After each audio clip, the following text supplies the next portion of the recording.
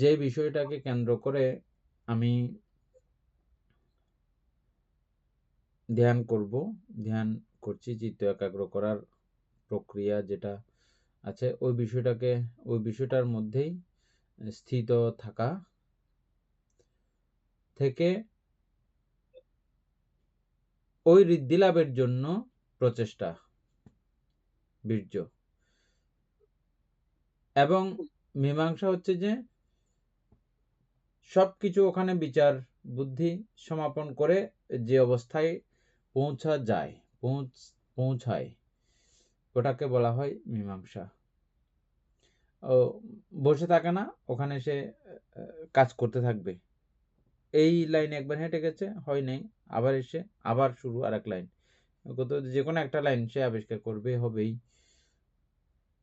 এবং যেটা সে আবিষ্কার করবে ওই রাস্তা দিয়েই সবসময় চলতে থাকবে, ওটা দিয়েই হয়, ওটা মীমাংসিত হয়েছে, বিচার আচার হয়ে গেছে, ওটা দিয়েই এখন যাবে, চলবে। মীমাংসা এমন একটা বিষয়। মীমাংসা শব্দটা মূলত প্রজ্ঞার সঙ্গে যুক্ত, কিন্তু এই মীমাংসা হচ্ছে যে ঋদ্ধি লাভের মীমাংসা, ঋদ্ধি পাদ মীমাংসা। এটা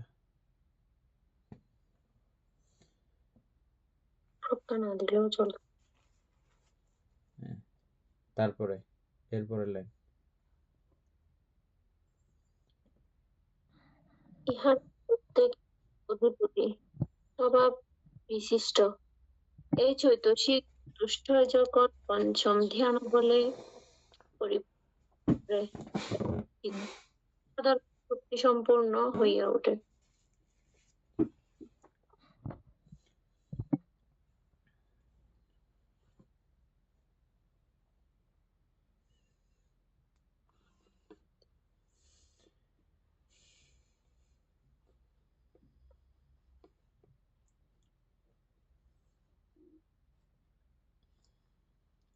ইহারা প্রত্যেকেই অধিপতি স্বভাব বিশিষ্ট।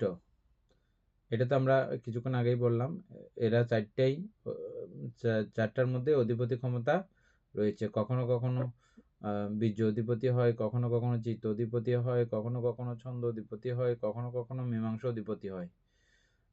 অধিপতি হইলে আরগুলোও সঙ্গে থাকে, সহজাত, একটা এককভাবে এরা চলে না, আর তিনজনকে সঙ্গে নিয়ে চলে, কিন্তু অধিপতি যে কোনো একটা হয়। এই চৈতসিক চতুষ্টয় যখন পঞ্চম ধ্যান বলে পরিপুষ্টি লাভ করে, তখন চিত্ত অসাধারণ শক্তি সম্পন্ন হইয়া থাকে। এখানে আমাদেরকে পঞ্চম ধ্যানের কথা বলা হয়েছে। সূত্রপিটক মতে চতুর্থ ধ্যান, অভিধর্ম পিটক মতে এটা পঞ্চম ধ্যান বলা হচ্ছে। হ্যাঁ,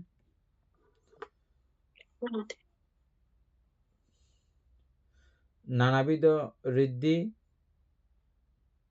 দিব্য সূত্র, পরচিত্ত বিজনন জ্ঞান, অতিজন্ম পরস্পর স্মৃতি জ্ঞান, সত্যগণের চ্যুতি জ্ঞান, তারপরে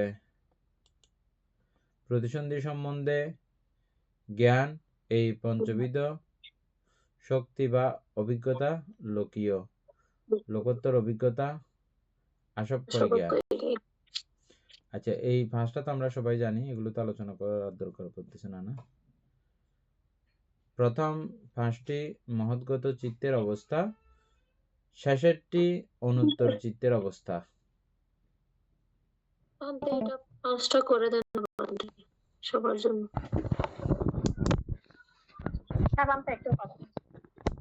অমিতা বড়ুয়া নানাবিধ ঋদ্ধিটা বলে। আপনি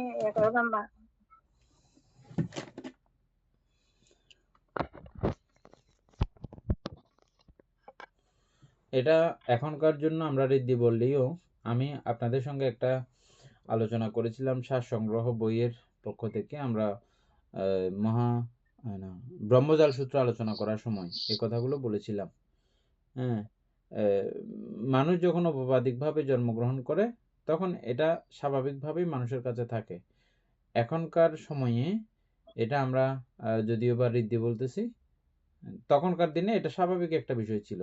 যেমন দেবগণের পক্ষে এটা স্বাভাবিক একটা বিষয়, তাদের কাছে এটা থাকে। দেহকে ইচ্ছামতো উড়াইতে পারা, দেহকে ছোট করে ফেলতে পারা, বড় করে ফেলতে পারা, অদৃশ্য করতে পারা, দেহ নিয়ে পানিতে ভেসে বেড়ানো, আকাশে শূন্যে ভেসে বেড়ানো, মুহূর্তের মধ্যে এই পৃথিবী থেকে অন্য জায়গায় চলে যাওয়া, পৃথিবীর এই প্রান্ত ওই প্রান্ত নিমিষেই ঘুরে বেড়াইতে পারা, চিত্তগতিতে চক্রবাল ভ্রমণ করতে পারা, এগুলো সবকিছুকে বলা হয় নানাবিধ ঋদ্ধি। একজনকে হাজার জন, লক্ষ জন, কোটি জন বানাইতে পারা, এই সবগুলোকে বলা হয় ঋদ্ধি। এবং ইচ্ছা করলে পৃথিবীও কম্পন করাইতে পারে। আরও অনেক রকমের এই কার্যগুলো আছে যেগুলো আমাদের কাছে বর্তমানে খুবই আশ্চর্য বলে মনে হয়। এমন এমন কিছু ঘটনা তিনি করতে পারেন, যিনি এই নানাবিধ ঋদ্ধি সম্পন্ন বা নানাবিধ ঋদ্ধি লাভ করেন। তিনি দিব্যচক্ষু অর্থাৎ দেবতাদের চোখের মতো অবস্থা। দেবতাদের চোখ, দেবতাদের চোখ কীরকম আমরা শাস্ত্রে দেখতে পেয়েছি। দেবতারা তাদের অবস্থান থেকে তারা চাইলে পৃথিবী অবলোকন করার জন্য তারা দেখতে পারেন। এটা দিব্যচক্ষুর ক্ষমতা। অথচ এমনি আমাদের মনুষ্য লোকের যাদের চোখ ভালো আছে, সোজা রাস্তা হইলে 1 মাইল 2 মাইল 3 মাইল আমরা হয়তো দেখব, ঝাপসা স্পষ্ট হইলেও ওটা করতে পারি আমরা। আর আলো জ্যোতিষ্ক যদি হয়, যেমন রাতের অন্ধকারে আমরা অনেক দূর দূরান্তের, কত দূরে এসে সূর্য থাকার কারণে, ওরকম জ্যোতিষ্ক হওয়ার কারণে আমরা অনেক দূর পর্যন্ত এটা দেখতে পাচ্ছি। খোলা খালি জায়গা, কোনো মাঝখানে আবরণ না থাকলে দেখতে পাচ্ছি না। তো এটার দৃষ্টিশক্তি অত দূর পর্যন্ত। কিন্তু এই দিব্য দৃষ্টি হচ্ছে যে একেবারে কাছে গিয়ে সরাসরি দেখার মতো একটি অবস্থা। এটা দিব্য চোখ। দিব্য চোখ আমাদের দিব্য শ্রুত দিব্য শ্রুত ভান্তে, অর্থাৎ এটা না যে মানে ওই জ্ঞানটা যখন ওনার লাভ দিব্য করে। চক্ষুটা কোথায়? দিব্য চক্ষু নেই। দিব্য চক্ষু নাই কেন? দিব্য চক্ষু, দিব্য শ্রুত, পরচিত্ত বিজন জ্ঞান, 6টা না কয়টা আছে তো? 6 অভিজ্ঞা না? 5টা তো। 6 অভিজ্ঞার মধ্যে এটা পঞ্চ অভিজ্ঞা দিছে মনে হয়। 5টাই থাকে। দিব্য শ্রুত হচ্ছে যে অর্থাৎ দেবতাদের মানে দেবলোকের ওনাদের শব্দগুলো শুনতে পাই যে, হ্যাঁ, যারা রীতি সম্পন্ন। শ্রোত্র মানে কান আর কি, শুনতে পাওয়া, শব্দ শুনতে পাওয়া।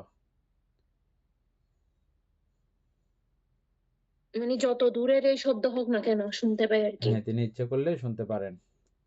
বলে শুনতে পাই।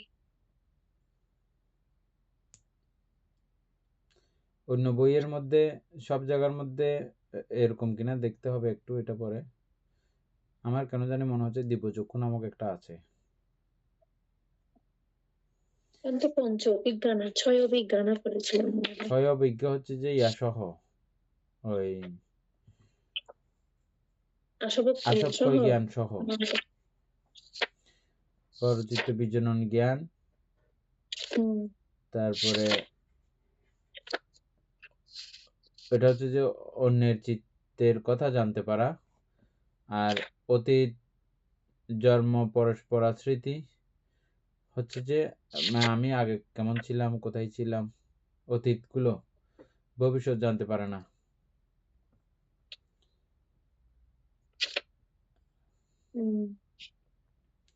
ভবিষ্যৎ জানার কারো সাধ্য নাই।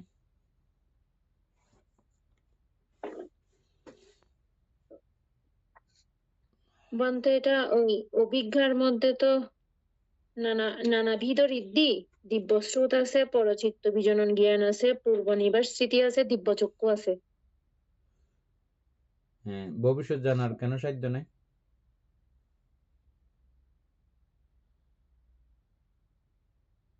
বান্তে ভবিষ্যৎ তো জানতে পারবেন। কেন? বান্তে এখানে তাহলে সপ্তগণের ছুটি প্রতিসন্ধি সম্বন্ধে জ্ঞান, এটা আবার কোত্থেকে আসছে? সপ্তগণের ছুটি আবার প্রতিসন্ধি সম্বন্ধে জ্ঞান, তার মানে তো এখানে ভবিষ্যৎ জানতে পারতেছো। ছুটি হবে এবং কোথায় প্রতিসন্ধি হবে ওই জ্ঞানটা।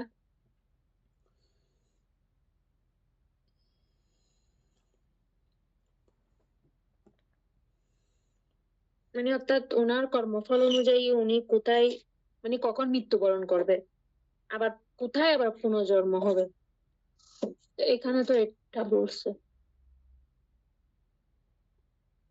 ছুটি ও প্রতিসন্ধি জ্ঞান।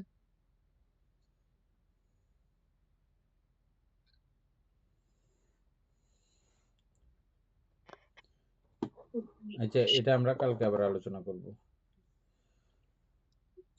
এই জায়গাটা আচ্ছা। একটু ইয়ে লাগতেছে আমার, আগে আমরা খেয়াল করি নাই নাকি? বান্তা আমরা আগে অভিজ্ঞা পড়েছিলাম যে অভিজ্ঞার মধ্যে শুধু পাঁচটার কথাই বলেছে, ওই দিব্যচক্ষু যেটা দিব্যচক্ষু ওইটা বলেছে ওইখানে। আর এখানে এই জায়গায় বলতেছে যে সত্যগণের ছুটি ও প্রতিসন্ধি সম্বন্ধে জ্ঞান। এটা আমরা কোত্থেকে আসছি যে এই ঋদ্ধি ঋদ্ধি থেকে, থেকে ঋদ্ধি পাদ থেকে। পঞ্চ অভিজ্ঞ চাষ করে দেখলে আমাদের উপাসক আনাই না। বান্তে ওই যে 4 নম্বরটা আছে অতীত জন্ম পরম্পরা জ্ঞান, এটা তো হচ্ছে জাতিস্বর জ্ঞান। আর 5 নম্বরটা সত্যগণের চ্যুতি প্রতিসন্ধি হবে মনে হয় জীবগতি পরম্পরায় জ্ঞান, যেটা এখন বর্তমানে চলছে। যেমন এই সত্যটা মরে কোথায় জন্ম নিল সেটা জানা, মানে যেটা জীবগতি পরম্পরায় জ্ঞান বলা হয়, মানে ভবিষ্যৎটা না বর্তমানের ব্যাপারটা বা এর আগেরটাও। হ্যাঁ, এটা ভবিষ্যৎ না, এমনি ঠিক আছে। সত্যগণের মানে মরে কোথায় জন্মগ্রহণ করেছে, হ্যাঁ করেছে সেটা জানা, এটা জানা, মানে ভবিষ্যৎ না। ভবিষ্যৎটা না, মানে এই প্রাণীটা মরে কোথায় উৎপন্ন হলো সেটা জানা, ঠিক মানে আছে। জীবগতি পরম্পরায় জ্ঞান যেটা। হ্যাঁ, এক জন্ম পর্যন্ত জানা মনে হয়। কি বলছো জানি? এক জন্ম পর্যন্ত জানা ওরকম না বান্তে? মানে কেউ একজন মারা গেছে, মারা যাওয়ার পরে ও কোথায় গেছে এটা দেখতে পাবো আর কি। মানে ওটা শুধু এক জন্ম পর্যন্ত আর কি, হ্যাঁ, এর আমরা পরেরটা আর যেটা জানবে না। ব্রহ্মচার সূত্রে। এবং আমি হ্যাঁ, এরপরটা জানি। আমি এখন বেঁচে আছি তো, হুম। বেঁচে আছি, এরপরে আমি কোথায় যাব এটা কেউ বলতে পারবে না।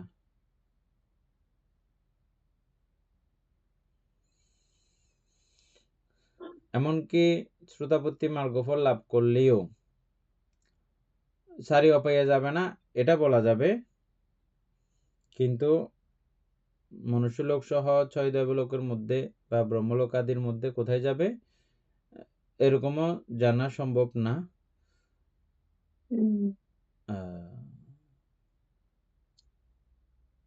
তবে শুদ্ধবাস ব্রহ্মলোক আছে, নির্দিষ্ট শুদ্ধবাস ব্রহ্মলোকবাসীদের জন্য নির্দিষ্ট একটা ইয়ে আছে না, অনাগামী মার্গলাভীরা যে শুদ্ধবাস ব্রহ্মলোকে যায়, ওরকম করে কিছু নির্দিষ্ট জায়গা আছে, তখন বলা যাবে। কিন্তু পৃথকজনের জন্য এটা অনির্দিষ্ট, কেউ বলতে পারবে না।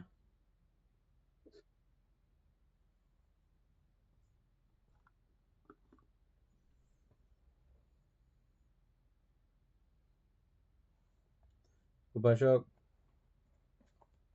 জ্ঞানেশ্বর সিংহ, আপনি একটু করে ইয়ার মধ্যে দেখেন, গুগলের মধ্যে দেখেন যে পঞ্চ অভিজ্ঞা,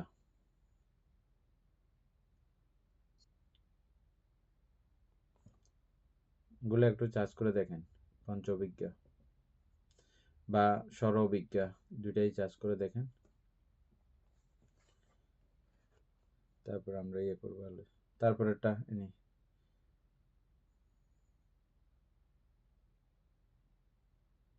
তারপরে হচ্ছে লোকোত্তর অভিজ্ঞা না, এ পঞ্চবিধ শক্তি বা অভিজ্ঞা হচ্ছে লৌকীয়। লোকোত্তর অভিজ্ঞা আসবক্কয় জ্ঞান। প্রথম 5টি মহৎগত চিত্তের অবস্থা, শেষেরটি অনুত্তর চিত্তের অবস্থা।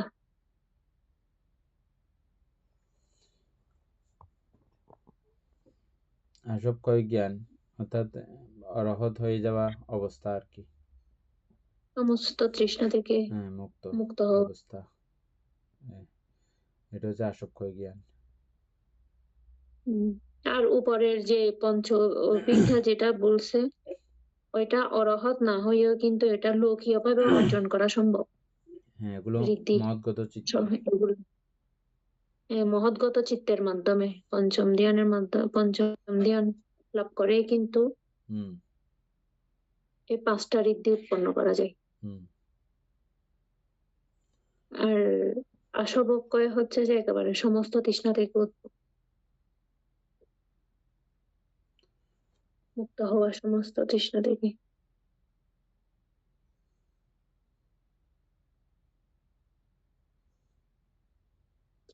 বান্তে এখানে বলেছে যে শেষেরটি প্রথম 5টি মহৎগত চিত্তের অবস্থা, শেষেরটি বলেছে অনুত্তর চিত্তের অবস্থা। হুম অনুত্তর মানে হচ্ছে তোমাদের শ্রেষ্ঠ। অনুত্তর মানে হচ্ছে যে এর উপরে, এর উত্তর, এর থেকে সেরা আর কোনো কিছু নাই আর কি। উত্তর মানে উপরে, অনুত্তর মানে উপরে আর নাই।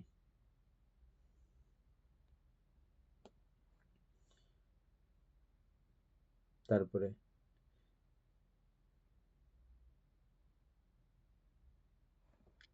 এই ঋদ্ধি কামলোকীয় ছন্দ, বীর্য, চিত্ত বা প্রজ্ঞায় লাভ হয় না। নানাবিধ বিঘ্ন অতিক্রমের জন্য ইহাদিগকে অধিপতির অবস্থায় গঠন করিতে হয়। এই গঠন কার্য পঞ্চম ধ্যানের দক্ষতা লাভে পূর্ণপ্রাপ্ত হয়। এটা খুব গুরুত্বপূর্ণ কথা। শুধু যে এই আমার আমার ছন্দ থাকলেই হয়ে যাবে, চিত্ত থাকলেই হয়ে যাবে, প্রজ্ঞা থাকলে হয়ে যাবে, বা মীমাংসা থাকলে হয়ে যাবে, এমন না। এদেরকে অধিপতি বানাইতে হবে। অধিপতি মানে আধিপত্য করার ক্ষমতা। অধিপতি তো যে কেউ এমনি হয়ে যেতে পারে না। অধিপতি তাকেই বলে যখন তার সঙ্গে কেউ পাল্টা কথা বলতে আসে, তাকে তার বিচক্ষণতার দ্বারাই যখন সে ডাউন করে দিতে পারে, দমিত করে দিতে পারে, তখনই তাকে অধিপতি বলে মানি যে আমরা। ঠিক এই জায়গার মধ্যে এই চারি অবস্থা যখন সে অন্যান্য চৈতসিকদেরকে, সেই সময়ে যে যে চৈতসিকগুলো থাকবে সকল চৈতসিকগুলোকে ও তার বশে রাখে, তার আধিপত্যতার মধ্যে রাখে। এরকম আধিপত্য ক্ষমতা যখন ছন্দ লাভ করতে পারে, চিত্ত লাভ করতে পারে, বীর্য লাভ করতে পারে, মীমাংসা লাভ করতে পারে, তখন এই ঋদ্ধি উৎপন্ন হবে। তারপরে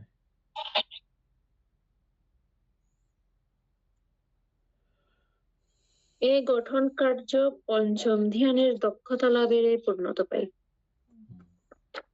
কিন্তু পঞ্চম ধ্যান পর্যন্ত এটা পঞ্চম ধ্যানের মাধ্যমে কিন্তু লাভ করা যায় বলতেছে ঋদ্ধিটা। এটা পূর্ণতা পায়। তবে এর আগেও যে হয় না, কিছু কিছু বইয়ের মধ্যে আছে এরকম করে যে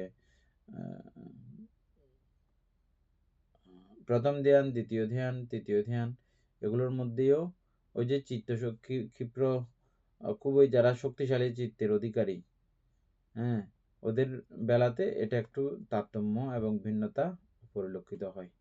যাই হোক, এটা সম্পর্কে আমরা পরে আলোচনা করবো আরো বিস্তারিত। এনে এই পঞ্চবিজ্ঞগুলো একটু বের করে রাখবে, কালকে আমরা আলোচনা করব। সদ্ধর্মপ্রাণ প্রিয় উপাসক উপাসিকা বৃন্দ, এতক্ষণ যাবৎ আমরা অভিধর্ম চর্চা করেছি, এতে আমাদের অপরিমেয় পুণ্য সাধিত হয়েছে। পুণ্যরাশি অনন্ত চক্রবর্তী সত্যগুণকে দান করছি, গুরুভান্তে দেহকে দান করছি, মাতা পিতাগণকে দান করছি, এবং এই পুণ্যের কাছে আমরা প্রত্যেকে প্রার্থনা করব নির্বাণ লাভ অবধি অসৎ ব্যক্তি, মূর্খ ব্যক্তি, পাপমিত্রের সংসর্গ লাভ না করে সদা সর্বদা জ্ঞানদর্শী কল্যাণ মিত্রের সান্নিধ্যে সংসর্গ লাভ করতে সক্ষম হয়। এরূপ সাধু কামনা পোষণ করে আজকের মতো ক্লাস এখানেই সমাপ্ত করছি। সাধু সাধু সাধু ওকাশা বন্দামি ভান্তে দারতেন কতং সাব্বাং অপরাধাং কামাতু মে ভান্তে দ্বিতীয়ম্পি ওকাশা